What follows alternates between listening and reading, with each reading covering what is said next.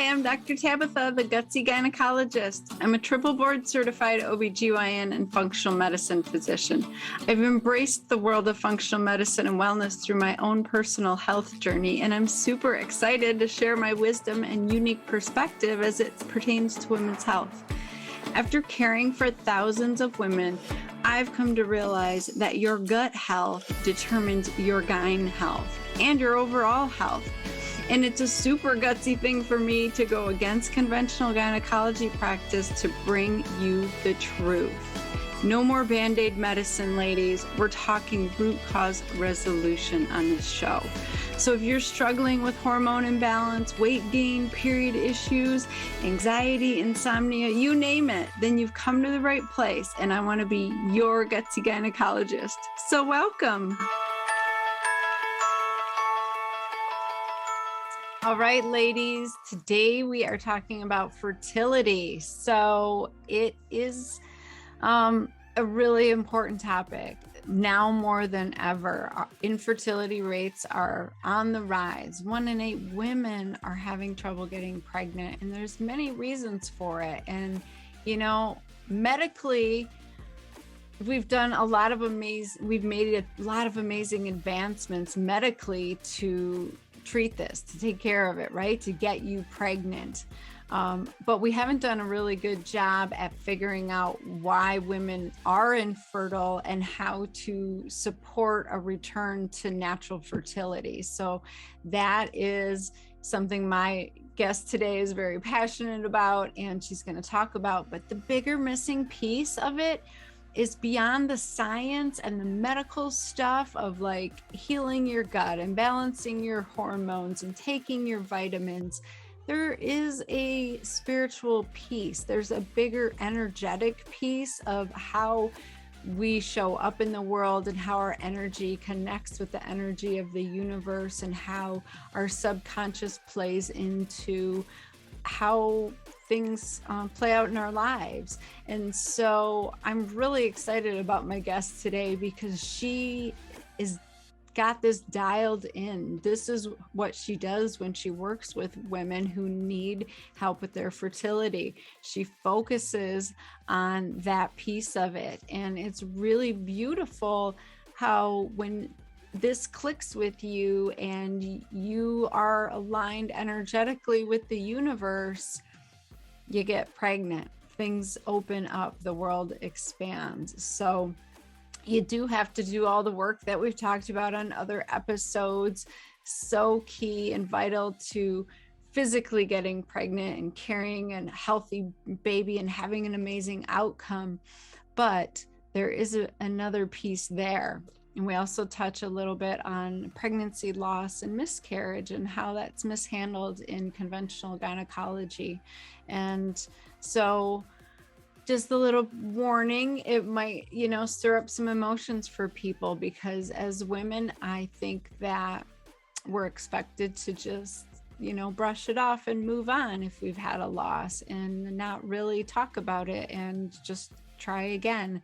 And my guest today is a bereavement doula, and so she's trained in how to handle this kind of situation. So a lot of really eye-opening insight today. You're going to love this conversation. So stick with me, hit the subscribe button if you haven't. That lets iTunes know that you want to hear more about this and that this is important to you. I'd be super honored if you'd leave me a 5-star review and send me your questions, your comments. I love all of that. So follow me at the Gutsy Gynecologist on Instagram and TikTok, and follow my guest today. The links are in the show notes, but her name is Elizabeth King, and she has a podcast called Pretty Little Tribe, so you can check that out if fertility is like your deal, your journey right now. So let me just shout out about Elizabeth really quick. Whoop. That doesn't work. I just covered up my camera. So Elizabeth King is a certified fertility health coach, master's certified ICF life coach, birth and bereavement doula, and new parent educator. Since 2008, her mission has been to help people of all backgrounds conceive a healthy baby and carry to term. She supports clients through natural fertility, infertility, IVF, miscarriage support, early pregnancy PTSD, and new parent support. She's in Irvine, California, but she sees women all over the world, same way I do, virtually. So it's absolutely amazing. Please connect with her if her story resonates with you today and what she says, because it's very moving and this piece isn't talked about enough. And so I'm really excited. Here we go. Well, welcome, Elizabeth, to the Gutsy Gynecologist show. Thank you so much for having me. I'm really excited to talk about fertility because what I have seen over the past few decades is it's just increasing. Infertility is increasing. And I would love to talk about what are the major reasons you're seeing that. So welcome. Thank you. Thank you for bringing awareness to this topic of infertility, or as I like to say, fertility, because I believe that everybody can be fertile in different ways. So I think there's a lot of different things. One, I think really is just the stress level that we now maintain our lives as women, which we are more so than ever before. And our bodies are really not meant to be under this amount of stress and do all of these things and live such a masculine life. So we're doing all these things, and yet we still expect our body to show up in a feminine way to conceive. And so I think there's a lot of that. I think there's a lot of hormone disruptors and things that we've gone through in the past, which our mothers, grandmothers didn't really have all that much in their system as we have come to the table with. So I think there's a lot of different aspects that are causing it. But again, just bringing the awareness and having people educate themselves more on their own bodies and understanding things that we weren't taught in school helps them to know what to expect when they do get ready to conceive, I feel like. Oh, yeah, definitely. Well, I want to unpack all of that because I couldn't agree more. I mean, we don't give enough credit to the impact stress has on our health, but Yeah. I love when women share their pain to purpose stories because I feel like women can relate and learn so much from it. They can often see their own struggles in our stories. So you're obviously here doing this work for a reason. What got you here? You know what? It's an interesting story. My sister just texted me yesterday. Do you know what January 4th was? And it was her 27-year anniversary of being diagnosed with a rare terminal lung cancer cell in her cervix. And at the time, I was 19 years old. And no one still is living on the planet that has had this cancer that she was diagnosed with. So it's really a true miracle that she's still here. But that was my first introduction, so to speak, to fertility, infertility. My first thought at 19, not knowing anything about surrogacy, was I'll have a baby for you. Don't worry, like we'll do this. And there is four sisters. And we actually spoke to the fertility doctor at that time. And he said, the DNA of, if you took all the eggs and did all this, it would really, you wouldn't know whose was who, essentially. Long story short, none of us had children at the time. There's very strict guidelines around that. And therefore that didn't end up happening. But that was really my intro to this whole experience of, they did a radical hysterectomy and saved her ovaries. But I remember we were at the beach. Again, this was very early in her process of radiation and chemo. And they had said, you need to put a towel over your stomach because of the radiation that you've had if for your ovaries. And I remember thinking, again, at 19, 20 years old, there's no way that these ovaries are going to survive if we have to put a towel over her stomach to, help preserve them, so to speak. But I think that was their way of giving her some consolation of perhaps maybe there's something later, which of course there wasn't. But anyhow, fast forward through the process, I got divorced at 30, and I went to the fertility doctor at that time to say I wanted to freeze my eggs because I had been in a very corporate environment where there was women older than me who had struggled with it. So I thought, I have my 401k, I have all my ducks in a row. I'm going to go do this and be kind of a good citizen for myself. And the doctor said, you're too young. Come back later. And I was floored. I couldn't believe that he had said that. Now, mind you, I'm almost 46, and this was when I was 30 years old. So the technology has changed a bit. But basically, the eggs don't thaw as well as the embryos. So he was concerned, that if he froze eggs at that time, that perhaps I wouldn't have as best of a turnout if I perhaps waited and just hoped that I would meet somebody later. Um, at 36, I went back because I was still single, and he said, okay, let's do this then. And the technology of the freezing process had changed, but the thawing process had not. So, in turn, that started my journey of this whole, again, I guess, for lack of a better term, connection to this world of fertility, and women and men for that matter, going through it and feeling that connection of the scientific aspect of it that I've always been fascinated by, and the education around, or lack thereof, of how much we don't know going into these things. So I did IVF on my own at 36, and I had 11 eggs frozen at that time. And I went on my way. And then at 39, I had just met my husband, 39 and a half actually, and I had just been diagnosed with fibroids. So I went to my regular OB. I'd had severe bleeding that was different. I'd always had a pretty regular cycle. They said, well, it's small, so there's no need to worry. It's fine. It'll probably go away, not to worry. Well, I went back to this fertility doctor and I said, can you just double check this? Because I feel like something's not right. It's just my gut feeling. And he said, yeah, it is small, but where it is preventing you from conceiving. So he recommended me go to a gynecological oncologist. I did the myomectomy surgery to remove the fibroids. And at that point, I was now 40 years old, and he said, okay, now it's time to try. And we were lucky enough to get pregnant on our first try. So I thought, easy peasy, right? Like, job done, life is good. I delivered my first baby at 41. And that's kind of, after that is when things just started to unravel a little bit, of realizing that it wasn't so easy. So after that, I conceived the second pregnancy and had my first loss.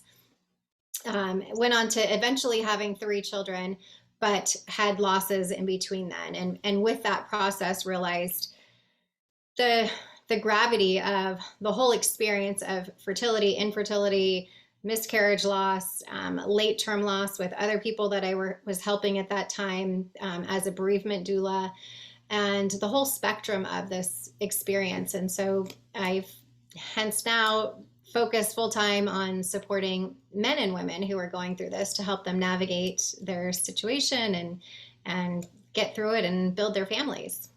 That's so beautiful. Bravo to you, because this problem, like you said, is getting worse and worse, and women need help from people like you, because as soon as you're pregnant, you start dreaming, you start making plans, you start imagining a future with this human being in your life, right? So I would love for you to just talk about, like, we really do gloss over miscarriages, like, oh, you'll get pregnant next time. It's not a big deal. Just, it's okay. Move on. You have 3 kids. What's the problem? But it really is a loss, isn't it?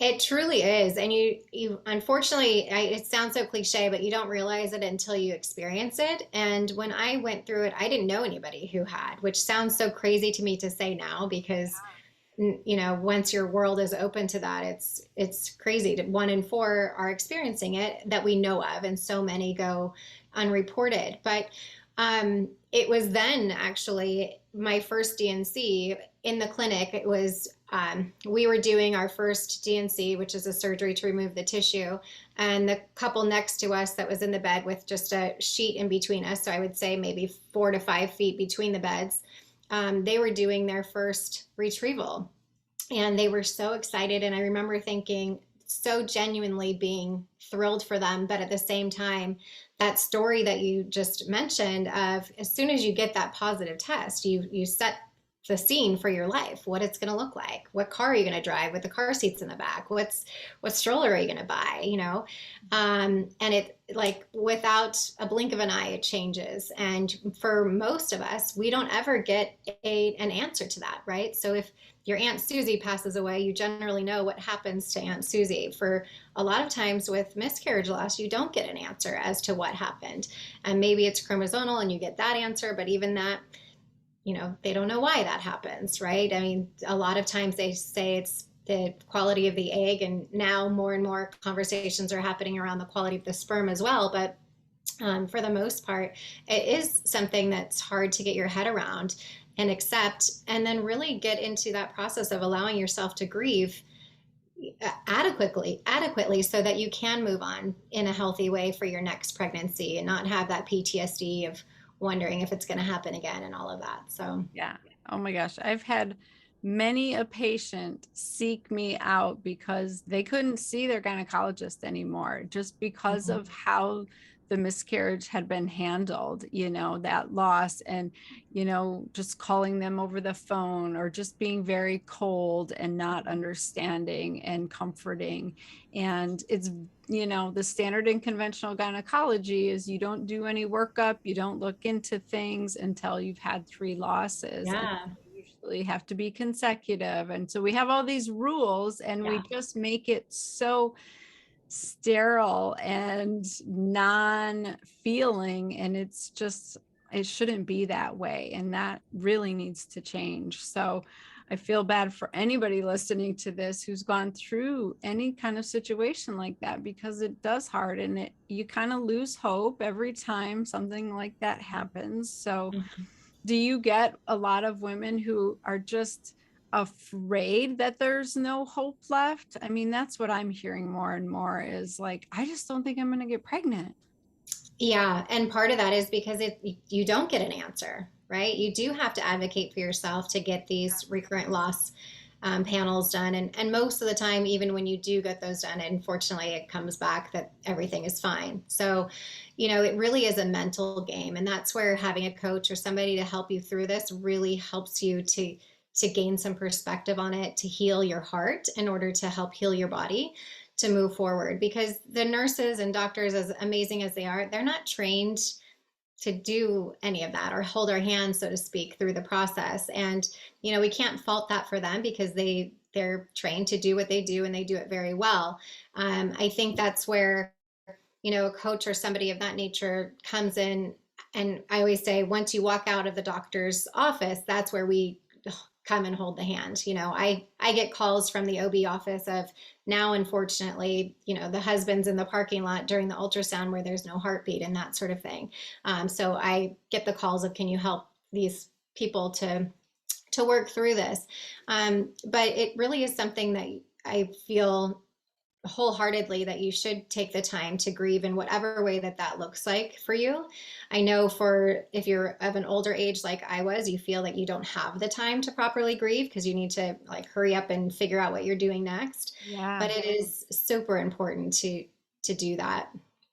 Oh my goodness, so important. That's such an important piece. So I love that you work with women and you provide that support. That's really awesome. So everybody everywhere can do that with you? Yeah, I have clients in Israel, Belgium, UK, South Africa, pretty much all over the place. So, yeah. That's awesome. Okay. So back to, why is infertility rising? I have my thoughts, and there's so much evidence just about environmental toxins and the stressors you mentioned. Like, what do you see as the number one issue? Yeah, I do think that it's a combination of all of those things. And the reason that we see so much success with how we coach people through this is we really look at it from a mind, body, spirit perspective, and how do all of those things come together. So it's not just what you're eating, or not just, the plastics away from your home or those sorts of things, but how do you show up in the world? How are you, creating in your life and showing these, spirit babies, as I like to refer to them, that you're ready for them, and you have that space, because we do have so much education and knowledge now about what we should be taking as far as supplements, what we should be eating, all of those things. And really the missing piece is getting that cortisol levels into check, I should say, and understanding what triggers you, and when that does trigger you, what's happening to your body. I mean, we all know people say, "Oh, go on vacation and you'll get pregnant," or just don't think about it, and you want to just punch them in the face, right, when you're trying. But really, there's a reason for that. It's the fact that your body literally is going into a different state of relaxation, and your system is open to receive where it's a safe place, because our bodies are very smart and intelligent to know if you're in a high stress situation, it's not safe to conceive. And right now, I say right now, meaning, these days with women working full time and paying our own bills and doing all the things is really something that we haven't had to do so much in life as we are doing now. And so I think, again, really that mind, body, spirit, and putting yourself into self-care practices that help you, finding something that grounds you, creating something every day. My mantra before I had kids was, I can create, I'm able to create. So it wasn't so much about visualizing this baby, it was knowing that my body was capable of creating. And I have clients that are, in fact, I had a 49-year-old just give birth in Florida right before Christmas, which is unusual, but Yeah. it happens. I mean, it happens. And so I think my thing is always, if you want to be a mom, you can make that happen. There's so many different avenues to being a parent now, which is incredible. But really having that channel open for yourself to know, okay, am I checking off all the boxes, right? It's if you're, doing a gluten-free, sugar-free, all these other free diets, but that's still not working for you. Look at what else is happening in your life that may be preventing that conception from happening. Is that a relationship issue that's maybe going on that you would like to think isn't going on, but maybe it's not a safe environment right now for you. So really looking at yourself from an inward perspective to see what can you do to help move the needle. I couldn't agree more. That's why IVF has such a high failure rate, because they're dialing in all the science and all the medical stuff, but they're not touching that spiritual aspect, that subconscious, like energy into the quantum. If you're in a bad relationship and subconsciously you shouldn't be with that person, the Yes, universe is just protecting you, like it really. 1,000%. So I think that's really important for women to understand, like put your intentions out there, but also listen to the feedback. And are you in the right place mentally, emotionally, spiritually to do this job that you want to do? And if not, you got to probably make some big shifts. I mean, have you seen women leave their corporate jobs and things like that? I have, and also get that perspective. They realize that they didn't realize they were living so masculine, right? They didn't realize that their relationship wasn't the greatest. And once you start to do that digging a little bit, it's pretty eye-opening. But at the same time, you're able to change that and shift it. So that's the good news, right? I'm so happy that you mentioned this subconscious, because oftentimes, I mean, 95% of what we do in our day is from the subconscious. So if there's something that maybe you heard or seen, or a ancestral situation, maybe that's what's happening, right? So we do work around that as well. All of my losses were girls, and I had all boys. I had to do some work around that because I was supposed to be a boy. So all I ever heard when I was growing up was, your name was going to be Scott, and we thought you were a boy, and we were hoping you were a boy. And well, I manifested boys for my family because that's what was needed.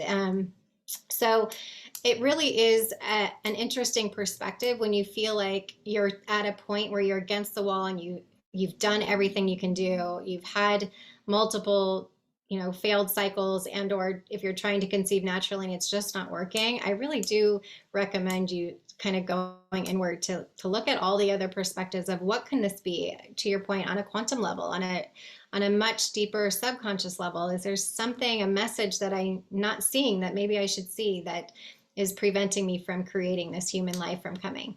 Right. I always say, like, you can have it all, just maybe not all at once, Yeah. right?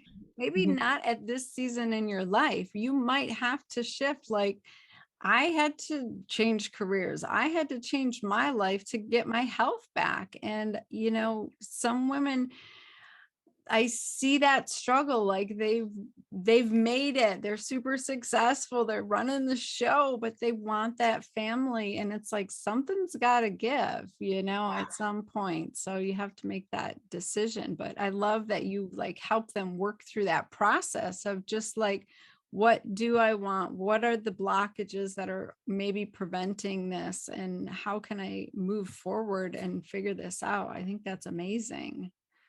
Yeah, because I'm sure you've seen this too in your practice as well, but women tend to hold on so tight to, again, the diets or the supplements and all of those things. And I often say, like, that's not necessarily going to be the game changer, right? If you're taking the CoQ10 or not, it's more of what's the bigger picture? How are you showing up? Or if you let go of that a little bit, your body relaxes and feels safer instead of holding on so tightly. And I will attest of how many times I've seen people get pregnant after I say, eat the piece of cake and the pizza and, let go of the gluten, dairy free, all these things. If you don't have a food sensitivity to those things, of course, I will always give that caveat. But really, it's sometimes when you're not trying so hard and you let go a little bit and you let the universe play its hand in the way that it's meant to be in your life, things happen.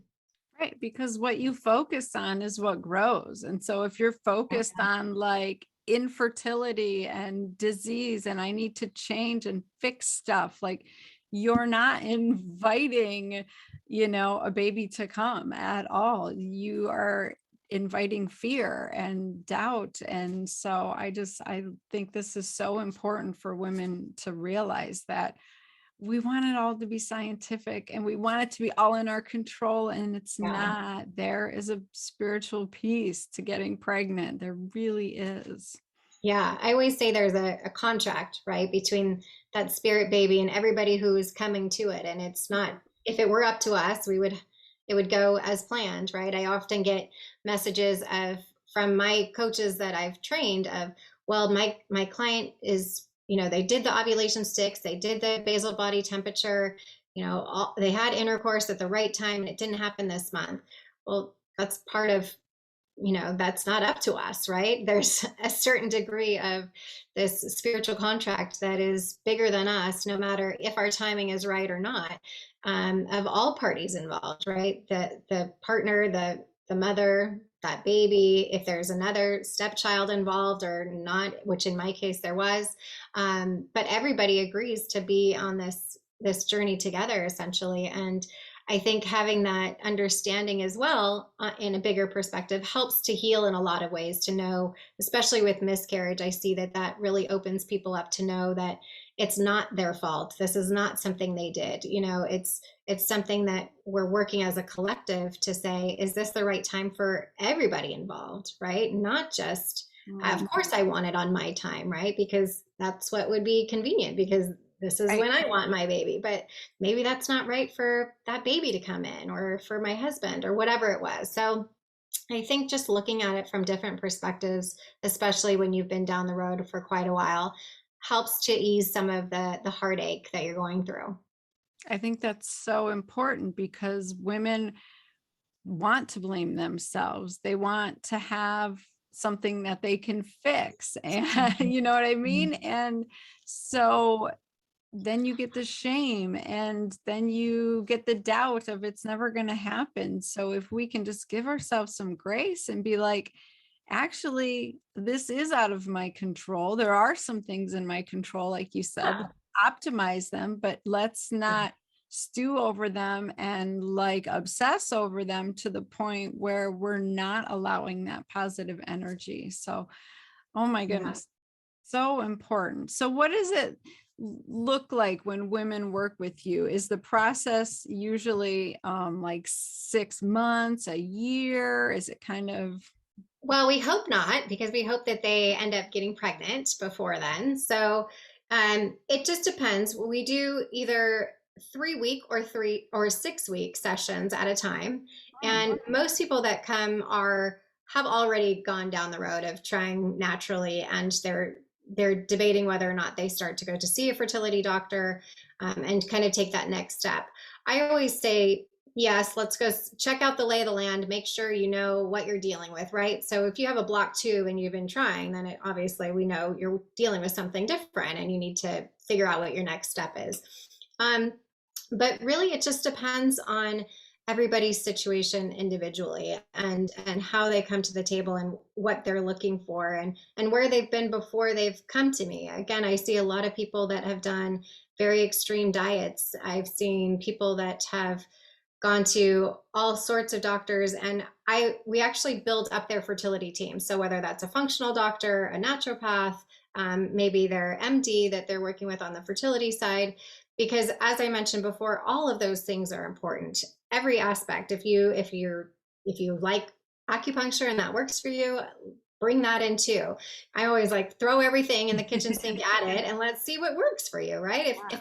If nothing else, for me, I love acupuncture because it forces you to stay still for an hour every week, right? Which most of that's nearly impossible to do. So it depends on everybody's different perspective, but how it works initially is we do partner with whatever doctor they are seeing. And if they're not seeing, we recommend them go to get just a basic hormone panel. Like what's happening with your hormones? Is everything right? Is your cycle regular? Is your bleeding heavy, normal, or light? And most people always think their bleeding is normal, and when in fact it's not. And that's an indication that your hormones are off, right? So it's really looking at it from a perspective of, like you said, doing the medical stuff with your team as well, but then also integrating into that of working through your limiting beliefs. I'm also a Psych K facilitator, which works through that subconscious blocks that maybe you're not aware of that you may have. We partner with, if you need a psychiatrist or psychologist to work with as well through things. Maybe it's not even around fertility, or maybe this is triggering something else that's come up for you. So it's really important to look at it from that perspective. But a coach generally will help guide you in the best place for you to be and get you there faster than you trying to figure it out yourself, as far as making those decisions and knowing what that means. Oftentimes people have this idea of IVF that it's some huge, big, scary, very expensive thing. But once you break it down, it's actually not that bad. And it depends on your body specifically, how it will react. So we hear these horrible stories from people, but that's not always the case. There's really good stories too, or IUIs, or there's just lots of different options, that egg donors and all the things, which are such an amazing, beautiful experience now that, again, was not really talked about even 10 or 15 years ago so much. And it is becoming more and more mainstream as we have these conversations, and seeing other couples or single people that have a baby from these other alternatives makes them see themselves in that as well. I can do that. I can see my family being that way. Or I always say, go partner with a family and watch them on the playground, and you will not see any difference from any other family on the playground. If those, even if they're donor egg children or whatever it may be. And it really is eye-opening for people, because we have this block of, well, I want to have a child that is from my own genetic line. But really, if you're struggling with that, having the openness and talking to somebody about that can really change your perspective. Right, exactly. Oh my gosh, this is awesome. So what do you think is the most surprising thing that clients, they're like, I had no idea, or they just have ahas with you? Is there something that comes over time and time again? I think the big thing is the creating. Like, my homework for everybody is to create and have fun, right? The spirit babies that are around us, they want to come to parents that are having fun and creating. And we're showing the universe that, yes, we can follow the supplement diets and all of the things, but we can also make time and space in our life for creation and having fun. And that's really what we're here to do. So incorporating that in your day to day, finding the time of what works for you to to ground yourself and keep your cortisol levels in this way. I think the common word that I always hear from everybody is, I'm just calm now. I wasn't before, but I feel calm. I'm not so tied to the end result anymore, which the end result is a big deal. So to hear people say that is pretty life-changing. And then of course they end up sending me the ultrasound pictures, and or the new baby pictures, which is amazing. So I think that's probably what surprises people the most, because again, we do talk about the diet and exercise and the supplements and all of those things, but really where the most of the work comes in is making sure that everything on the outside, what's happening with their job, their relationships, oftentimes people in that realm, or the age group of having babies, everyone around them is having a baby. So they feel like, everyone's drinking this Kool-Aid and I'm not invited to that party. And why is this happening? And so working through that and knowing you're not alone in feeling that way. And it's not bad to feel that way.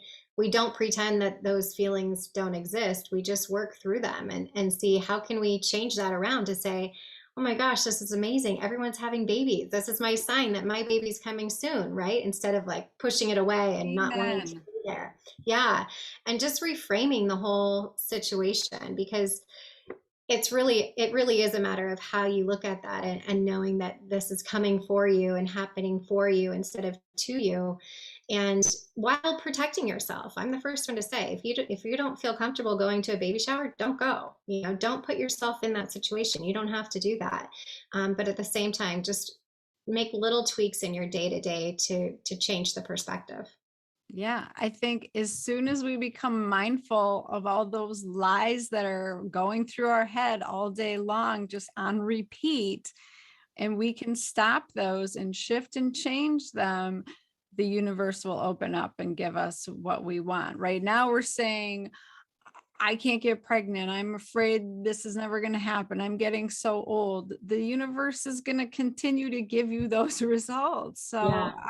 I believe so strongly in all this work that you're doing. And you must be doing amazing, because you've now created a coaching academy to help other health coaches help women on this journey, right? Yes, thank you so much. It's such a need. It really is. Again, because the nurses and doctors that are out there, they don't really know how to handle this part of the journey of women either. So it's really a matter of helping support women as a collective and knowing that they're not alone, and this is a thing that's not going away, but you can get through to the other side, and there's somebody there to help you through it, who in a curated way, because I see so much damage, for lack of a better word, of people going down the Google rabbit hole or Facebook groups or whatnot, where they come out of it so traumatized just from that, of what they've seen. And again, once you see something or read something, you can't undo that, right? Because then you think, okay, you're self-diagnosing in a Facebook group based on somebody else who we don't know if she has thyroid issues or other things going on, but now you think that you need to be on the same protocol that this person does. And so having a coach that can help guide you in the right way just keeps you, as I like to say, in your lane, so to speak, so that you can focus on you. You're writing your own story. So it doesn't really matter what's happening. We have social evidence that women over 40 can have babies. We know that. So you don't need to spend your time looking online, because you're going to end up seeing stuff that you don't need to see or hear, right? So and anyone for that matter, right? If you have genetic issues, that people with genetic issues can get pregnant from IVF. That's possible. So don't spend your time in a toxic situation online to see these bad stories. You write your own beautiful story and know that you can do it, and find somebody to help you do that. Oh my gosh, I love this so much. So good. And I'm guessing you talk about all of this on your podcast, Pretty Little Tribe. We do, yes. We talk all things from fertility to motherhood and everything in between, and talk to people like yourself. So I can't wait to have you on. Yeah, I would be honored. I think we just need to really help women connect with who they are, how they want to show up in the world, and like give them the tools like you are doing to make that happen. Because I can fix your gut all day long, but that's not going to make the magic happen. Yeah. Oh my gosh. Well, thank you so much. This has been awesome. Where can my listeners find you and follow you and connect with you? You can find me on my website as elizabethking.com or on Instagram at elizabethking_coaching. And if you're interested in becoming a fertility coach, you can go to fertilitycoachacademy.com. Oh my gosh, that's awesome. All the links are in the show notes. So I want everybody to connect with you, because I'm sure that somebody listening is like, I have a sister who needs this woman. I have a friend. You know, we all know somebody, right? Yeah, it's amazing. So in the US, we're 1 in 8 that's suffering from infertility. In Canada, it's 1 in 6. And so I always say, when you're at a Starbucks and you look at the line or the people in there, knowing that 1 in 8 of the people that are in there is having some sort of struggle with fertility, and just having that perspective of the next time maybe you're talking to somebody or wondering, are they going to be having kids because they haven't yet? Maybe there's something else going on, and just, coming with a very empathetic perspective to others, knowing that this is something that's going on that people are ashamed of and feel bad about, which they don't need to, because they're not alone. There's a lot of other people that are feeling the same way. So the more we have this conversation and people are aware, I feel the less it's going to be this underground conversation. Yeah. Oh my gosh. Well, thank you so much for sharing all this beautiful spiritual healing that you've gone through and your pain to purpose story. It's so good. So I hope my listeners connect with you. Thank you for having me.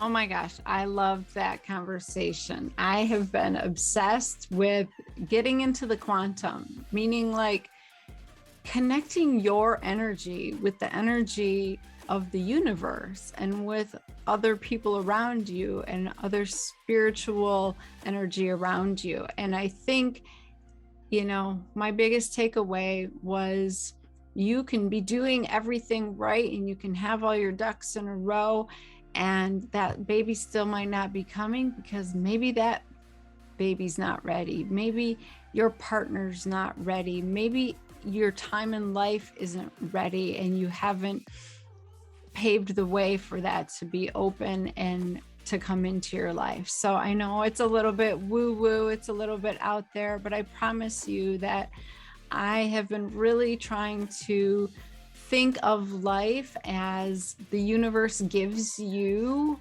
what you give it. And it's just been coming to fruition like 100 times over. Every time I give out positive, good energy and, thoughtful things that I want to create, it comes to me. When I put out fear and scarcity and jealousy and all of those negative feelings, I get that back and magnified. And so if you can connect with that at all, like delve into this some more. I love Dr. Joe Dispenza. I mean, he's really into this. It's amazing work. But I want you to think about, like, are you doing all the stuff? Are you trying too hard when maybe you need to just make space physically, mentally, and emotionally to have a baby in your life? So that's what I see oftentimes.